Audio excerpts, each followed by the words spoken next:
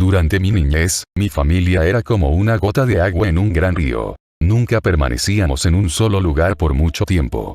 Nos mudamos a Rhode Island cuando tenía 8 años, y permanecimos ahí hasta que fui a la universidad en Colorado Springs.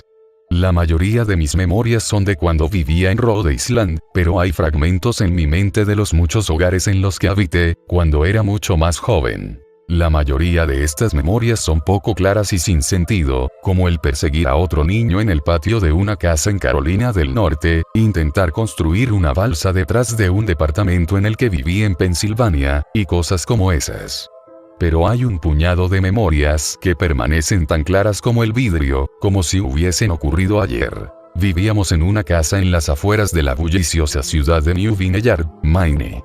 Era una casa grande, en especial para una familia de 3.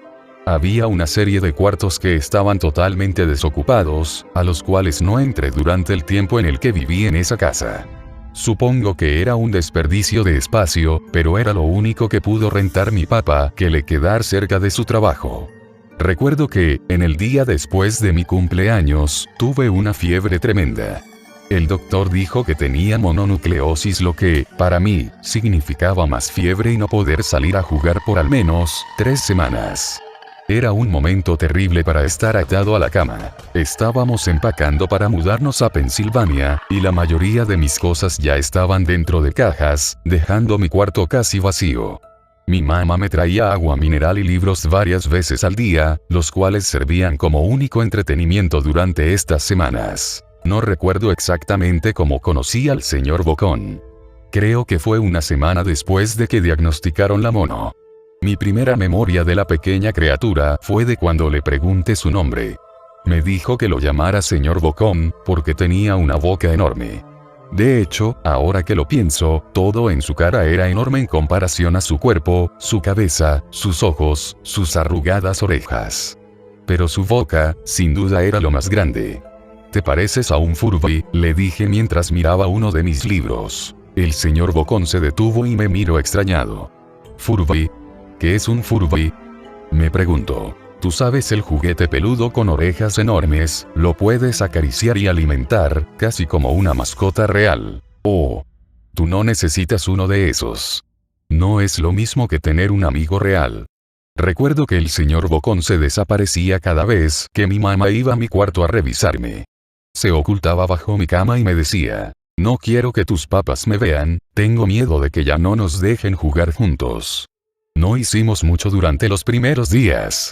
El señor Bocón solo veía mis libros, fascinado con las imágenes e historias. Por ahí del tercer o cuarta noche desde que lo conocí, me despertó con una gran sonrisa en su rostro. «Vamos a jugar un nuevo juego», me dijo. «Pero tenemos que esperar hasta después de que tu mamá venga, porque es un juego secreto». Después de que mi mamá me trajera más libros y refresco, a la hora de siempre, el señor Bocón se deslizó desde debajo de la cama y tomó mi mano. «Tenemos que ir al cuarto que está al final del pasillo», me dijo. Me negué al principio, pero el señor Bocón insistió hasta que cedí. El cuarto en cuestión no tenía ni muebles ni tapiz. Lo único que lo distinguía era una ventana del lado opuesto a la puerta. El señor Bocón corrió a través del cuarto y le dio un firme empujón a la ventana, dejándola un poco abierta. Entonces, él me insistió en que mirara hacia el piso, afuera. Aunque estábamos en el segundo piso de la casa, la caída era más alta debido a que estábamos en una colina. «Me gusta jugar a fingir aquí», me explicó el señor Bocón.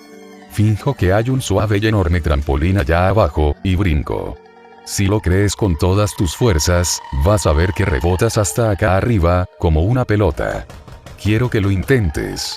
«Es muy alto», le dije. «Pero eso es lo divertido. No sería tan divertido si fuera una caída corta. De ser así, mejor si rebotaras en un trampolín real». Recuerdo haber jugado con la idea, dejarme caer en el fresco aire, y rebotar en algo que mis ojos no podían ver. Pero el realista en mí prevaleció. «Quizás en otra ocasión», le dije. «No sé si tenga tanta imaginación. Podría lastimarme». La cara del señor Bocón se contorsionó con un gruñido, pero solo por un momento. Decepcionado, se metió debajo de mi cama, donde estuvo quieto el resto del día. La mañana siguiente el señor Bocón llegó con una pequeña caja. Quiero enseñarte malabares, me dijo. Aquí hay algunas cosas que puedes usar como práctica, antes de que te dé tu primera lección. Mire la caja. Estaba llena de cuchillos.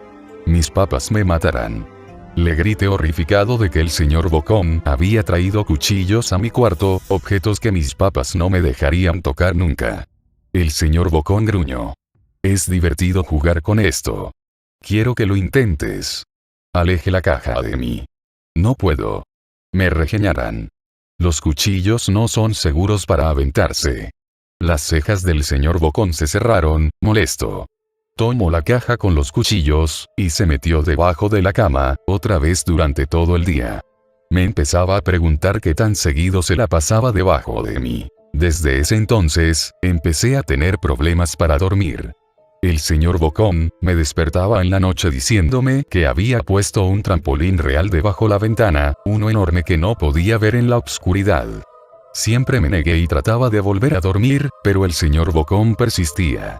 Algunas veces, se quedaba a mi lado hasta el amanecer, animándome a saltar. Ya no era tan divertido jugar con él. Una mañana, mi mamá fue hacia mi cuarto, y me dijo que tenía permiso de ir a caminar afuera. Pensaba que el aire fresco sería bueno para mí, especialmente después de estar confinado a mi cuarto por tanto tiempo. Con emoción, corrí hacia el patio, esperando poder sentir el sol en mi cara. El señor Bocón me estaba esperando. Hay algo que quiero que veas, me dijo. Debí darle una mirada fea, porque entonces me dijo, es seguro, no pasa nada, te lo prometo. Lo seguí hasta un viejo camino que corría a través de los bosques detrás de mi casa. Este es un camino importante, me explicó. Tengo muchísimos amiguitos de tu edad. Cuando estuvieron listos, lo llevé por este camino. A un lugar especial. Todavía no estás listo, pero algún día, espero, lo estarás. Regresé a mi casa preguntándome qué tipo de lugar existía más allá de aquel camino. Aproximadamente 2 semanas después de conocer al señor Bocón, empacaron la última carga de cajas en el camión de mudanzas. Me fui adelante con mi papá, en un largo recorrido hacia Pensilvania. Había considerado en decirle al señor Bocón que me iba, pero aún teniendo 5 años, sospechaba mucho de las intenciones de la criatura, a pesar de lo que me decía. Fue por esta razón que decidí no mencionar nada de mi mudanza. Eran las 4 AM cuando mi papá y yo estábamos en el camión. Mi papá esperaba llegar a Pensilvania para la hora de la comida al día siguiente, con ayuda de una larga dotación de café y bebidas energéticas.